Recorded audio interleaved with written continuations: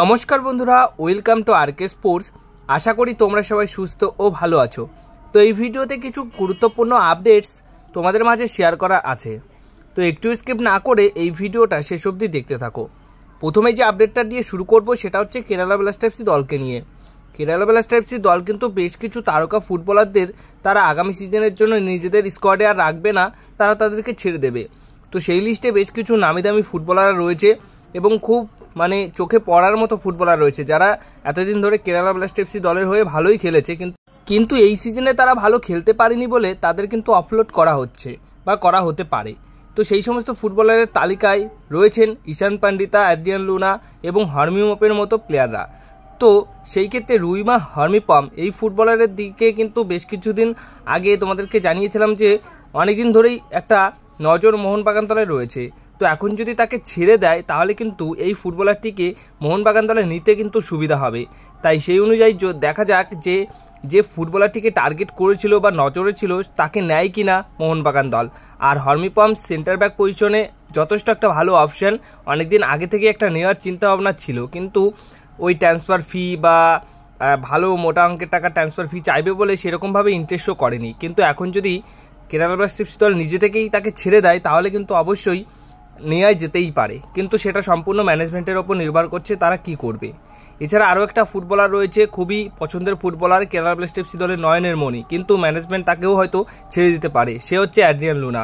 তো Adrian Luna অবশ্যই এই অ্যাটাকিং মিডফিল্ড পজিশনের প্লেয়ার, কিন্তু আইএসএল এ নজর করা পারফরমেন্স তার রয়েছে। তো অ্যাড্রিয়ান লুনাকেও কিন্তু ছেড়ে দেবার প্ল্যান কিন্তু করছে এই মুহূর্তে কেরালা ব্লাস্টার এফসি দল। তো সেই জায়গাতে এখন এটাই দেখার রয়েছে যে অ্যাড্রিয়ান লুনা আইএসএল এ খেললে কেরালা ব্লাস্টার এফসি দল বাদে কোন দলে সই করে। অবশ্যই একটা ভালো চয়েস হতে পারে মোহনবাগানের ক্ষেত্রেও, কিন্তু মোহনবাগান দলের কিন্তু আমার মনে হয় যে সেইভাবে কোনো রকম ইন্টারেস্ট নেই এই অ্যাড্রিয়ান লুনার ওপর। বাট তোমাদের কি মনে হয় যে মোহনবাগান দলে যদি তিনি আসেন খেলতে তাহলে কেমন হতে পারে সেটা অবশ্যই জানিও, কিন্তু এখনই বিষয়টা নিয়ে সেরকম মাতামাতি না করাই ভালো, কারণ সেই রকম কোনো প্ল্যানই নেই। কিন্তু তাকে কেরালা ব্লাস্টার এফসি দল ছেড়ে দিচ্ছে, এবার আইএসএলের নতুন কোন দলে সই করে সেটাই দেখার রয়েছে, নাকি অন্য কোনো দেশের লিগে সই করে। এবার যে আপডেটটা শেয়ার করব সেটা হচ্ছে মোহনবাগান দলের কোচ এই বছরের মলিনা, সেই মলিনাকে কিন্তু মোটামুটি শর্ট লিস্ট করে রেখেছে কেরালা ব্লাস্টার এফসি দল। মানে তাদের কোচের দায়িত্বে যে নতুন কোচকে আনতে চাইছে সেই কোচের লিস্টে মলিনার নামটাও রয়েছে, হাবাসের নামটাও রয়েছে, এবং এখনও কিন্তু শোনা যাচ্ছে যে ইতালিয়ান একটা কোচের ওপরও কিন্তু তাদের নজর রয়েছে। তো সব মিলিয়ে তারা কোচ খুঁজছে, সেই অনুযায়ী এক্সপিরিয়েন্স কোচ কিন্তু তাদের নজরে রয়েছে এবং মলিনাও সেই নজরে বা সেই টার্গেটে রয়েছে তাদের। এবার দেখা যাক শেষ অবধি কী হয়, কিন্তু মলিনাকে টার্গেট করো আর নজর যেরকমই দাও, মলিনা মোহনবাগান দল ছেড়ে কোথাও যাচ্ছে না, মলিনা মোহনবাগান দলেই থাকছে। আর মলিনাকে অত সহজে কিন্তু মোহনবাগান ম্যানেজমেন্ট বা সঞ্জীব গোয়েঙ্কা ছাড়বে না, কারণ সঞ্জীব গোয়েঙ্কাই তাকে প্রথম আইএসএলে নিয়ে এসেছিল একটা সময় এবং তারপরে গ্যাপ গেছে অনেকটা সময়, সেখানে তারপর আবার তাকে ফিরিয়ে নিয়ে এসছে সঞ্জীব গোয়েঙ্কা। তো সঞ্জীব গোয়েঙ্কার অবশ্যই একজন পছন্দের ব্যক্তি মলিনা, তো তাকে কিন্তু ছাড়বে না। এরপরে যে আপডেটটা শেয়ার করব সেটা হচ্ছে ইস্টবেঙ্গল এফসি দলের চুংনুঙ্গাকে নিয়ে। লাল চুংনুঙ্গা এই যে ফুটবলারটি, এ একজন ফুটবলার নাকি ডব্লিউডব্লিউ প্লেয়ার সেটা কিন্তু বোঝা যায় না। কেন এই কথা বলছি সেটা সবাই কম বেশি জানো। আইএসএল সিজন 11-এর এই সিজনেই তিনি কিন্তু ইস্টবেঙ্গল এফসি দলের হয়ে সর্বাধিক রেড কার্ড খেয়েছে, যেটার সংখ্যা 3টে, এবং প্রায় 10টা মতো ইয়েলো কার্ড খেয়েছে। তো বুঝতেই পারছো এই জায়গাতেই যে তিনি একজন ফুটবল প্লেয়ার নাকি ডব্লিউডব্লিউ প্লেয়ার। কেন আমি এই কথা বলছি, ধরতেই পারবে না সে যে ফুটবল প্লেয়ার নাকি ডব্লিউডব্লিউ প্লেয়ার। তো বিষয়টা হচ্ছে যে এই একটা কারণের জন্য, ডিসিপ্লিন যদি ঠিকঠাক একটা প্লেয়ারের না থাকে তাহলে কিন্তু এরকম সমস্যায় পড়তে হয়।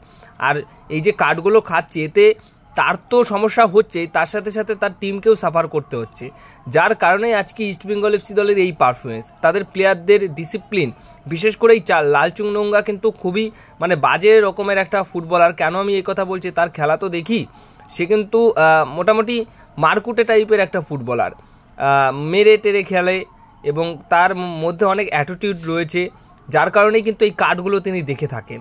আর যদি এই সমস্ত বিষয়গুলো কিছু নাই থাকতো তার কাছে, তাহলে কিন্তু তাকে এত কার্ড দেখতে হতো না, আর আজকে তাদের ডিফেন্সও খুব ভালো থাকতো এবং ইস্টবেঙ্গল এফসি দলের সাফল্যও আসতো। কিন্তু প্লেয়াররা এই যে ডিসিপ্লিন সেরকমভাবে বোঝে না বা সেই রকমভাবে নেই, যার কারণে আজকে কিন্তু এই দিন দেখতে হচ্ছে। তো লাল চুংনুঙ্গাকে নিয়ে কি বলবে সেটা অবশ্যই কমেন্ট বক্সে জানিও। সব শেষে যে বিষয়টা নিয়ে কথা বলবো সেটা হচ্ছে বাংলাদেশের ফুটবল নিয়ে, ইন্ডিয়ার ফুটবল নিয়ে। সেটা হচ্ছে তোমরা জানো যে অবসর ভেঙে কিন্তু সুনীল ছেত্রী আবার টিম ইন্ডিয়াতে ফিরেছে, টিম ইন্ডিয়ান স্কোয়াডে রয়েছে। নেক্সট 2টি ইন্টারন্যাশনাল ম্যাচ খেলবে, যার মধ্যে একটা বাংলাদেশের এগেনস্টেও ম্যাচ খেলবে। তো বিষয়টা এটা নয়, বিষয়টা হচ্ছে যে কিছু বাংলাদেশের ফুটবল পেজ আছে যেখান থেকে বেশ ট্রল করা হচ্ছে সুনীল ছেত্রীকে নিয়ে, যে একমাত্র হামজা চৌধুরী তাদের যে ফুটবলারটি সে এবার বাংলাদেশের হয়ে খেলবে, তাই তার জন্যই সুনীল ছেত্রী তার অবসর ভেঙে আবার ইন্ডিয়া টিমে ফিরেছে শুধুমাত্র তার ভয়ে, এরকম বলতে চাইছে। মানে এটা কোনো কথা যে হামজা চৌধুরীর জন্য সুনীল ছেত্রী তার অবসর ভেঙে সে আবার টিম ইন্ডিয়াতে ফিরলো, এটা কোনো কথা হলো?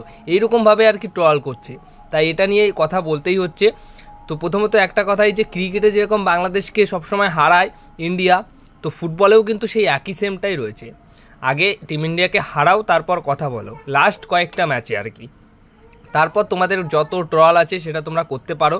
আর সুনীল ছেত্রী অবসর ভেঙে এসছে এটা ঠিক, কিন্তু সুনীল ছেত্রী একজন 40 বছর বয়সী প্লেয়ার, তার মধ্যে কতটা ভালো পোটেনশিয়াল রয়েছে। সে এখনও দাপটের সাথে ফুটবল খেলছে বলেই সে তার মনে হয়েছে যে টিম ইন্ডিয়াতে থেকে আরও কিছু দেওয়া সম্ভব হতে পারে তার জন্য, তাই সে আবার ফিরে এসছে। হ্যাঁ, হামজা চৌধুরীর জন্য যদি সুনীল ছেত্রী ফেরে তাহলে হোক, তাহলে নেক্সট যে ম্যাচটা রয়েছে সেই ম্যাচেই বোঝা যাবে যে আসলে কে কাকে ভয় পায়। সুনীল ছেত্রী ফিরেছে বলেই কিন্তু বিষয়টা নিয়ে তারা ট্রল করছে, যদি না ফিরতো তাহলে কিন্তু ট্রল করতো না। তাহলে সুনীল ছেত্রীকে নিয়ে তাদের ভয় রয়েছে, এর জন্যই কিন্তু ট্রলগুলো হচ্ছে। তো কিছু বলার নেই, উত্তর বা জবাব কিন্তু তোমরা পেয়ে যাবে ঠিক সময়ে। বাংলাদেশকে এটাই বলার রয়েছে, হ্যাঁ বাংলাদেশ ভালো করলে তো ভালো, কিন্তু আগে সেই ভালোটা করো, ভালো পারফরমেন্স করো, তারপর অবশ্যই তোমাদের কথা শোনা হবে।